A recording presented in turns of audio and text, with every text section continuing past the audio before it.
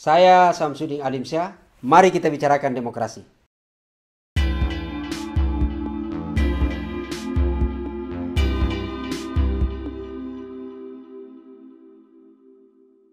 Mau tahu dong Ustaz, modus kepala daerah melakukan korupsi?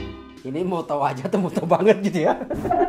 Ya, saya kira sebelum saya jawab itu, saya kira perlu kita ini dulu lah, tahu seberapa sih sebenarnya sekarang ini kepala daerah yang sudah terjerat kasus korupsi di negara kita gitu ya. Apa itu memang sudah parah banget atau biasa-biasa saja gitu ya. Ini saya kira yang perlu kita lihat. Kemudian kita akan coba jawab, ngapain sih, gimana caranya mereka itu korupsi.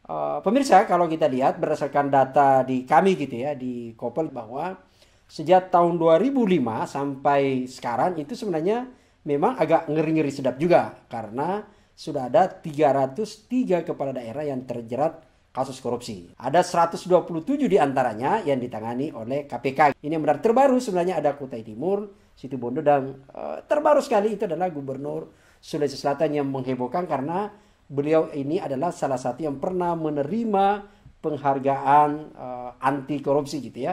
Jadi ini menarik gitu. Dan kalau dilihat dari jumlah itu kan sebenarnya sudah ada lebih dari 50%. Kita ini kan ada daerah 514 kabupaten kota tambah 34 provinsi. Berarti totalnya 548, sementara yang sudah ditangkap itu bermasalah hukum ada 303. Jadi sudah lebih lah dari 50%. Bagi saya ini memang situasi darurat moralitas pejabat kita yang harusnya mereka bekerja sesuai dengan sumpahnya, tapi kemudian membuat kita miris karena mereka korupsi. Nah, gimana sebenarnya mereka melakukan korupsi selama ini? Jadi kalau penyebabnya udah tahu ya, banyak yang menyebut bahwa karena kos politik yang mahal, atau ada yang menyebut karena ada cukup di belakangnya. Meskipun bagi saya itu ada benarnya, tapi tidak semuanya benar. Karena bukan ini kos politik yang mahal. Ini adalah uang kenakalan saja gitu ya. Nah, tapi itu nanti kita akan bahas soal uang kenakalan politisi. Yang sekarang ini saya akan jawab itu berkaitan gimana sih sebenarnya modus mereka melakukan korupsi. Di mana dia korupsi dan bagaimana modusnya. Kalau berdasarkan data yang ada di KPK, kan mereka itu rata-rata adalah korupsinya adalah itu bermain di pengadaan barang dan jasa.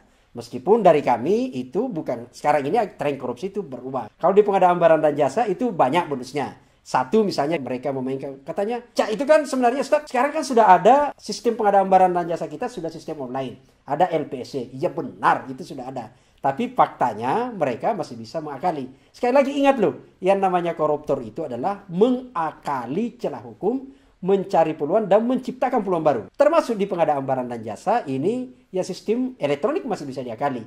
Caranya adalah misalnya mereka sudah menentukan dari awal siapa pemenangnya, baru seolah-olah dimainkan masuk di sistem, keluar mereka pemenang. Yang kedua adalah bagaimana modusnya kalau selain pemenangnya, di duitnya gimana? Nah, ini yang menarik juga. Karena biasanya orang menyebut, ini kan sudah sesuai semua prosedur tahapan. Di mananya sebenarnya dia korupsi?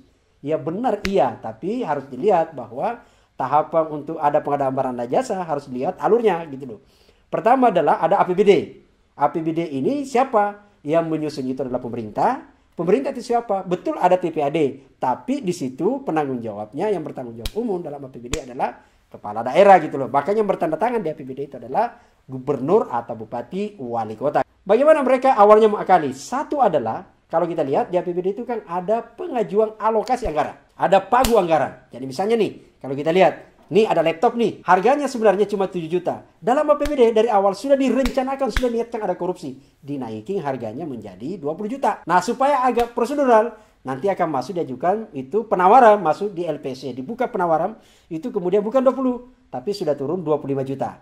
Lalu kemudian ada pengajuan itu, ada peserta tender yang tadi, yang sudah ditetapkan pemenangnya adalah majunya 23 juta. Seolah-olah sudah ada efisiensi anggaran. Padahal memang harganya cuma sebenarnya 10 juta gitu loh. Jadi sudah ada niat memainkan di situ, main untuk di soal anggarannya. Bagaimana penentuan untuk mereka menang? Itu gampang lagi gitu ya modusnya. Jadi misalnya pada saat dibuka pendaftaran, jadi inisiasi siapa yang akan menyatakan minat untuk mendaftar, itu biasanya puluhan. Tapi kemudian begitu pendaftaran betul dibuka untuk ini, sudah mulai berkurang 5. Yang kalau teman-teman pemirsa masih ingat ada istilah arisan kontraktor. Itu kemudian disiapkan, oke, Anda masuk 5 ini tapi pemenangnya ini nanti gitu ya. Itu sudah diatur. Gimana caranya?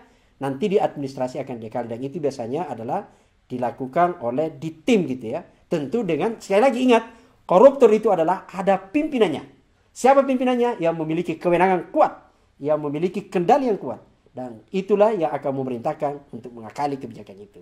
Orang-orang biasa di bawah itu sangat kecil peluang melakukan korupsi. Kalaupun dia lakukan itu dalam tanda petik bukan kita marahkan, tapi biasanya adalah dia terdesak. Tapi kalau yang pemegang kebijakan kendali, maka dia memang melakukan niat untuk melakukan korupsi. Itulah modus bagaimana praktek-praktek melakukan korupsi yang terjadi sekarang ini di kepala daerah. Itu satu. Yang kedua adalah ada korupsi lain misalnya dilakukan. Nah ini yang paling ini gitu ya. Itu korupsi di bidang perizinan pihak ketiga, kerjasama. Ada yang menarik misalnya gini, modusnya. Seolah-olah, jadi ini bisnis tata ruang. Jadi misalnya dalam satu daerah memiliki pulau, lalu kemudian akan bekerja sama perusahaan X, maka APBD, atas nama APBD, atas nama rakyat dijual. Maka ditimbullah laut itu, pulau itu ditambal ke sana, dibangunkan jalanan.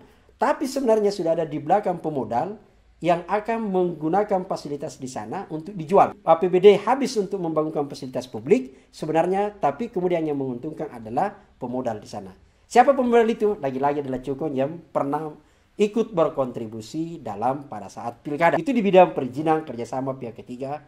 Dan termasuk yang menjadi penting adalah korupsi yang disebut adalah korupsi kebijakan seperti yang tadi. Saya kira itu modus-modus yang bagaimana kepala daerah kita melakukan praktek korupsi, yaitu adalah satu, saya ingatkan, korupsi anggaran, korupsi di badan pengadaan barang dan jasa, dan yang ketiga adalah korupsi di kerjasama pihak ketiga. Dan satu lagi, kelupaan tadi, satu lagi adalah korupsi agak tren sekarang yang bergeser adalah itu korupsi di bidang pendapatan. Jadi di bidang pendapatan itu, kalau dulu kita menyebut ada istilah markup, ada markdown gitu ya, sekarang itu dimainkan. Jadi ada rumus sekarang dalam APBD, misalnya pendapatan itu sesungguhnya cuma 500, kemudian dimainkan seolah-olah menjadi 800 supaya dibelanja naik. Terjadi ketok orang. Yang lain juga adalah, itu satu modus. Modus yang kedua adalah biasanya mengakali itu di pendapatan. Jadi misalnya hotel A harusnya membayar 10 miliar per tahun untuk PAD, tapi karena dimainkan negosiasi, hotel itu dekat dengan pejabatnya, maka dia hanya membayar misalnya cuma 1 miliar. Itu adalah memainkan di pendapatan. Dan sayang sekali, banyak sekali, saya kira kita mendorong aparat penegak hukum itu banyak juga melakukan pemantauan pengawasan di korupsi pendapatan. Selama ini sudah banyak terjadi di pengadaan barang dan jasa, dan saya kira juga tidak menjadi soal. Bukan berarti meninggalkan pengadaan barang dan jasa untuk memantau, itu harus diperkuat, tapi juga harus mencoba melakukan pengawasan di bidang pendapatan. Karena itu jauh lebih berbahaya di bidang pendapatan. Karena di situ adalah korupsinya, dia bermain pada mengakali kebijakan.